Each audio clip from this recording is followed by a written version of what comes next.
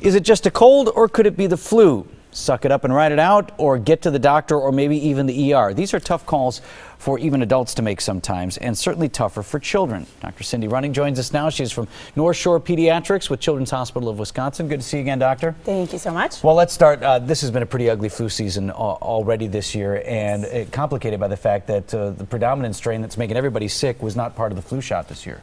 Correct. Yeah, unfortunately that does happen sometimes. We're definitely still encouraging people to get the flu shot if they haven't, though. Reason being is different strains go around and can hit different people. So.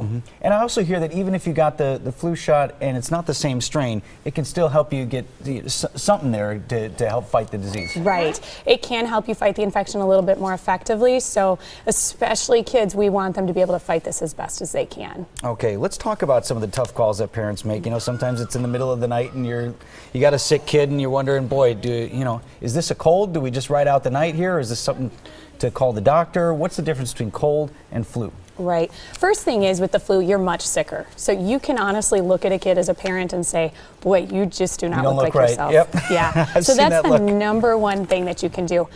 With the flu, you typically run fevers higher. Some kids with colds will run a little bit of a low-grade fever. The flu, it's 101 to 104 sometimes. Okay.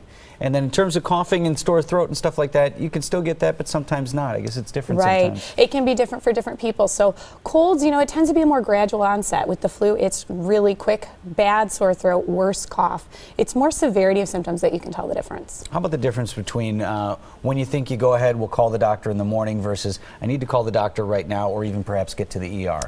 The two biggest things are, if there's difficulty breathing, never hesitate to give us a call. That's really super important. The other thing, if you're worried about dehydration, if your child hasn't drank or hasn't eaten anything, hasn't urinated in 8 to 12 hours, we need to know, and that's go to the ER kind of stuff. And is there anything you can do for them? I know we've talked about some of the antivirals that are out there right now.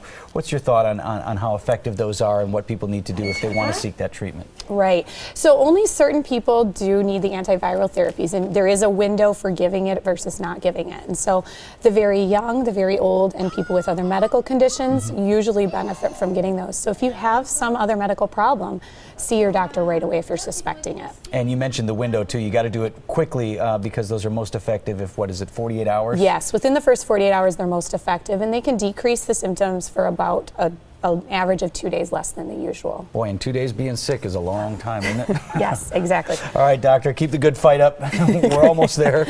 You can find more information on flu from the CDC website, and we've got a link to that posted on our website, TMJ4.com.